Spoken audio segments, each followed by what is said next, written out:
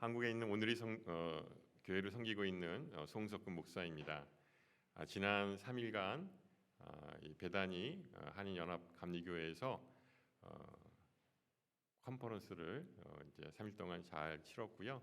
또 오늘 이렇게 강단위에서 여러분들에게 또 말씀을 전할 수 있는 그런 또 은혜를 주시고 또 영광을 주셔서 참으로 기쁘고 또 감사합니다. 오늘 우리가 함께 읽은 말씀은 사도행전 28장에 나와 있는 말씀입니다. 그래서 그 말씀을 가지고 우리가 함께 은혜를 나누려고 합니다. 사도행전은 여러분들도 잘 아시지만 이제 오순절 이제 성령 강림 사건을 통해서 사도들이 성령의 은혜를 받고 땅 끝까지 이르러 그 주님의 명령인 복음을 증언하는 일을 하게 됩니다. 놀라운 것은 이 제자들이 예수님이 돌아가실 때는 그들이 다 도망가고 또 심지어는 베드로는 3번이나 부인을 했던 그런 겁쟁이였고 또한 그 반역자였다고 할 수는 있는데 그들이 성령의 충만하신 은혜를 받고 난 후에 그들이 담대하게 복음을 전하는 것을 보게 됩니다. 그래서 베드로가 설교를 하게 되면 3,000명이나 또는 5,000명이나 이렇게 많은 사람들이 예수를 영접하는 그런 놀라운 구원의 역사가 일어나게 됩니다.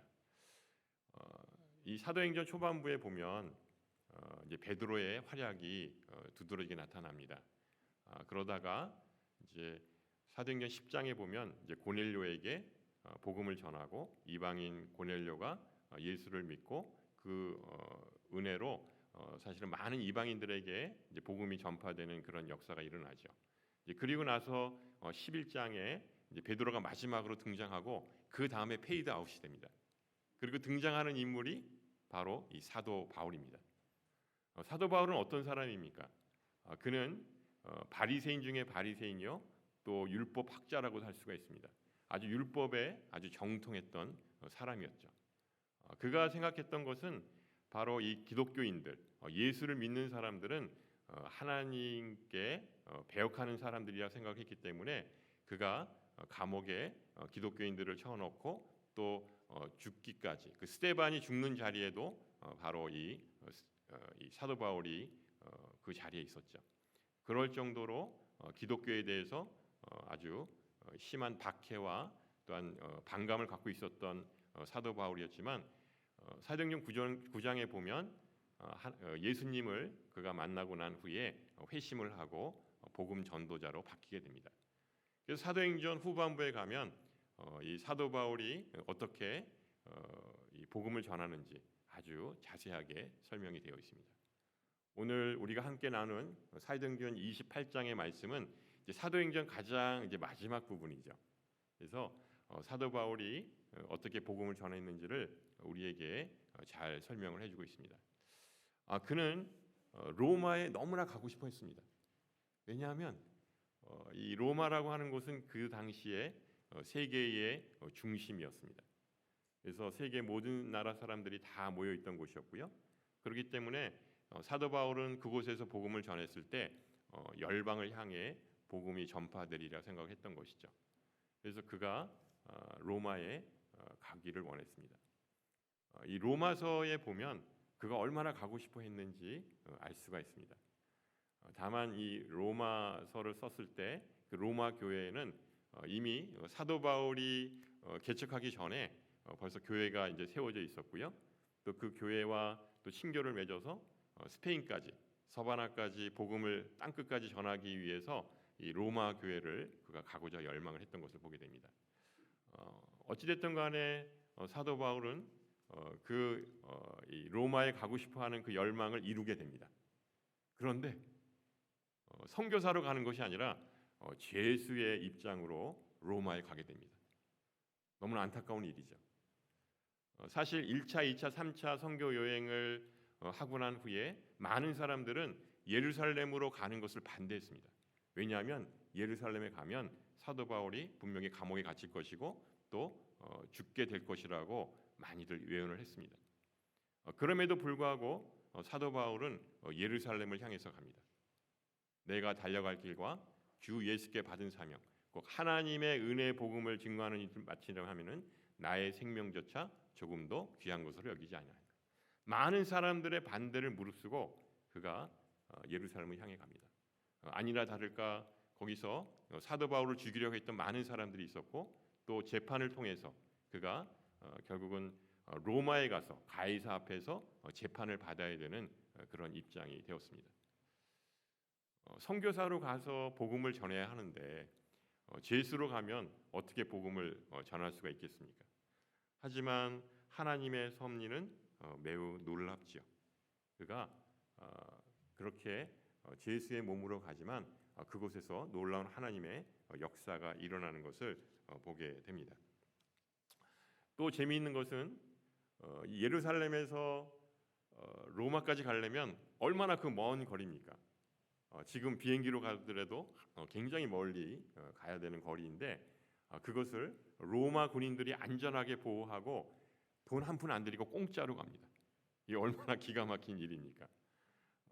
또 사도 바울을 죽이려고 했던 그런 많은 이 사람들이 있었는데 그런 대적자들을 물리치고 안전하게 보호함으로 인해서 그가 로마까지 가게 되는 것을 보게 됩니다. 이것은 사도 바울과 같이 사명이 있는 자에게는 하나님께서 놀라운 은혜를 베푸신다고 하는 것을 알 수가 있습니다. 이 로마에 이 사도 바울이 도착했다는 얘기를 듣고 많은 사람들이 몰려옵니다. 우리 23절 말씀 같이 한번 읽어보도록 하겠습니다. 시작. 그들이 날짜를 정하고 그가 유숙하는 집에 많이 오니 바울이 아침부터 저녁까지 강론하여 하나님의 나라를 증언하고 모세의 율법과 선지자의 말을 가지고 예수에 대하여 권하더라. 그 로마에 있는 많은 유대인들이 궁금했습니다. 왜냐하면 소문을 들었거든요. 사도 바울이 그렇게 소아시아와 또한 유럽을 향해서 복음을 전파했다는 얘기를 들었고 그 소문을 듣고 궁금해서 찾아옵니다. 그래서 많은 사람들이 이 사도 바울을 만나려고 옵니다. 그렇지만 쉽게 만날 수는 없습니다. 왜냐하면 이렇게 뭐 지금과 같은 감옥은 아니죠. 이렇게 가택 연금 상태로 어떤 일정한 주거 지역을 이렇게 제한하는 것이죠. 그리고 로마 군인들이 이제 지키고 있었던 것이죠. 그렇기 때문에 예약을 해야만 했습니다. 그래서 사도 바울을 만나려면 한참 기다려서 사도 바울을 또 만나야 되는 그런 일이 생겼습니다. 그래서 사도 바울은 아침서부터 저녁 때까지 찾아오는 사람들에게 하나님 나라의 복음을 전합니다. 주로 모세의 율법과 선지서, 이 구약에 있는 말씀들을 가지고 바로 예수 그리스도를 증언합니다. 사실 이 구약의 말씀은 전부 예수 그리스도에 관한 예표의 말씀입니다. 그렇기 때문에 구약을 가지고 메시아 예수 그리스도를 증언하게 됩니다. 또한 하나님 나라에 대해서 설명을 합니다. 이 하나님의 섭리는 참으로 놀랍습니다. 그가 온 열방을 향해 복음을 전파했을 때 정말 가는 곳곳마다 죽을 고생을 했습니다.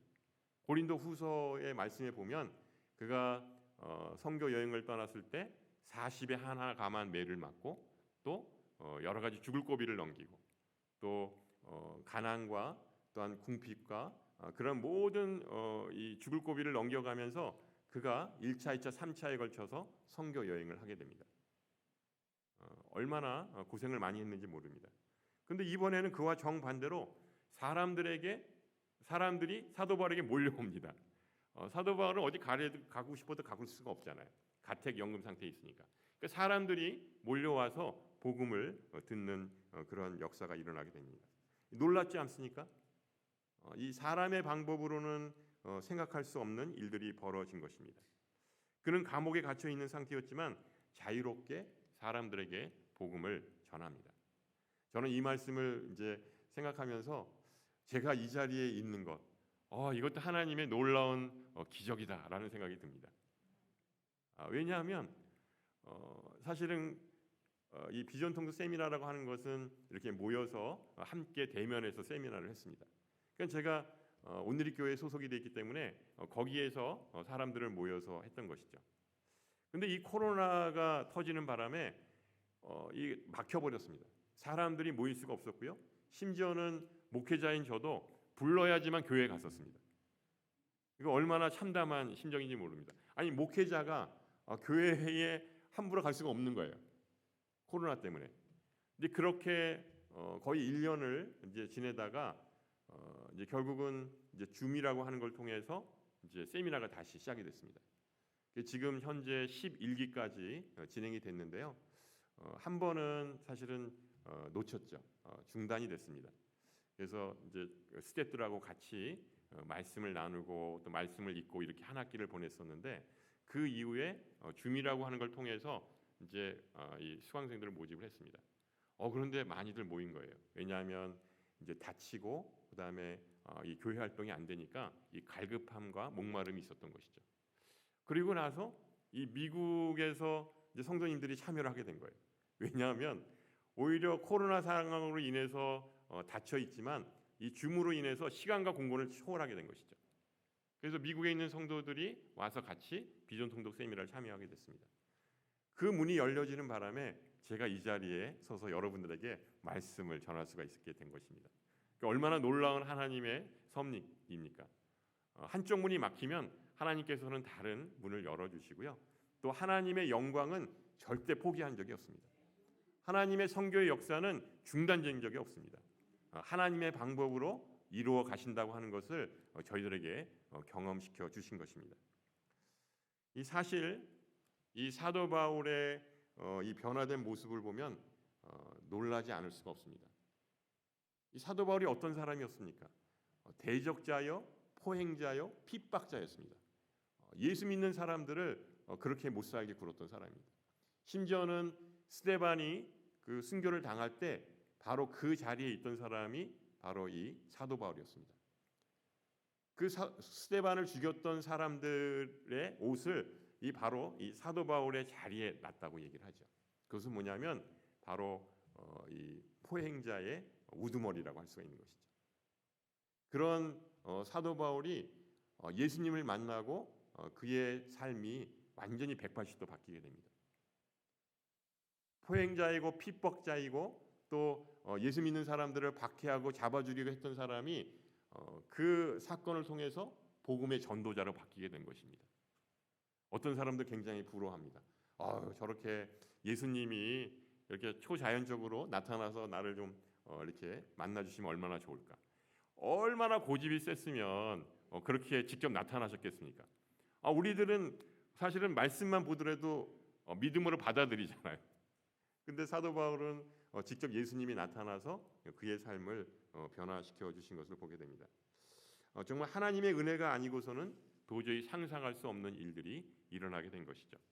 하나님은 사도 바울을 통해서 어떠한 상황 속에서도 이 복음을 전파할 수 있는 기회를 마련하게 해주신 것입니다. 24절 말씀에 보면 이렇게 나와 있습니다. 그 말을 믿는 사람도 있고 믿지 아니하는 사람도 있어. 그러니까 사람들이 몰려와서 복음을 들었을 때 어떤 사람들은 사도 바울의 말에 감동을 받습니다. 그리고 예수를 믿겠다고 결단을 합니다. 근데 그런 사람만 있는 것이 아니었어요.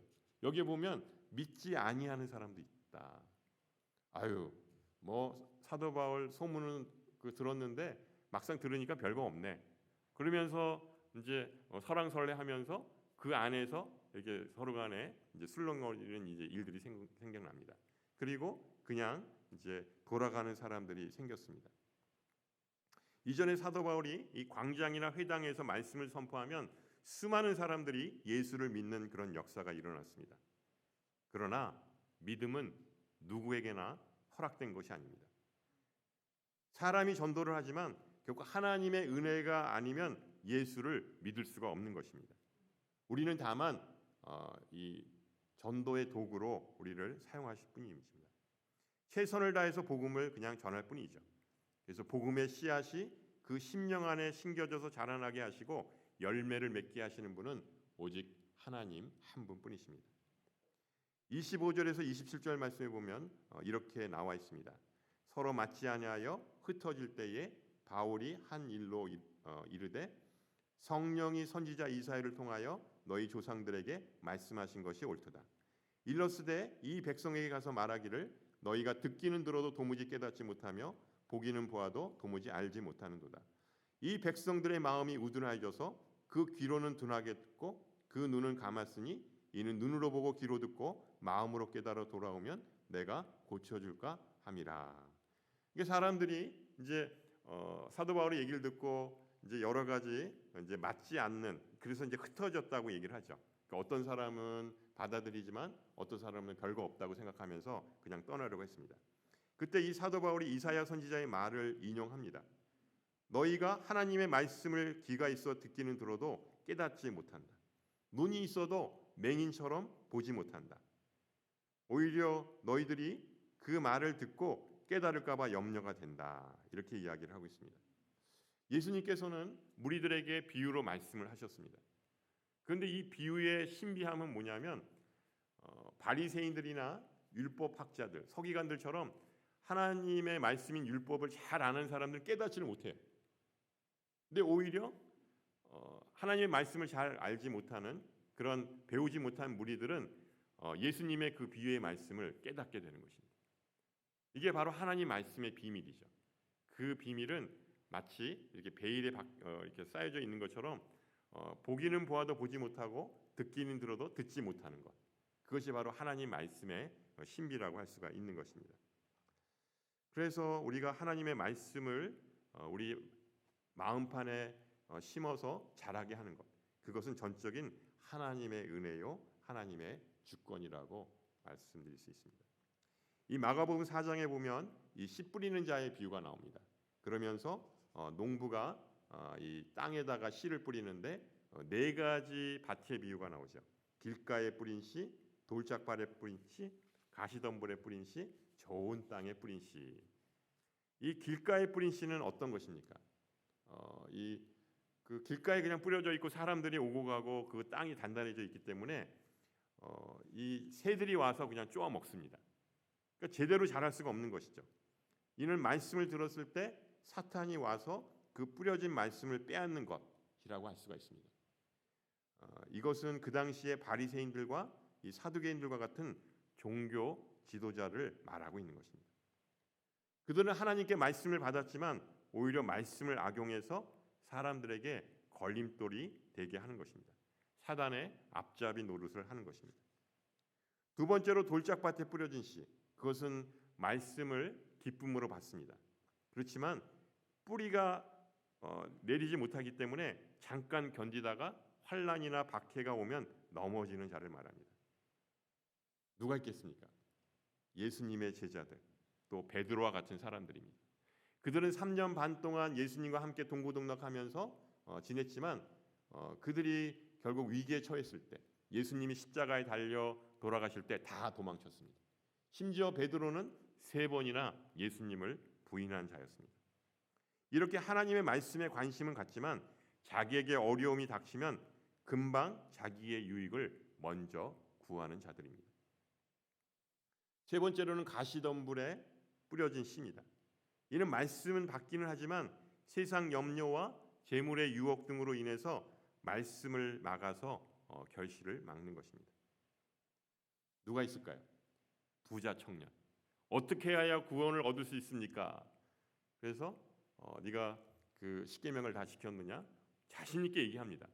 예수님이 칭찬할 줄 알았습니다. 그랬더니 한 가지 부족한 것이 있는데 그것은 네가 가진 모든 재산을 다 팔아서 가난한 사람들을 주고 나를 따르라.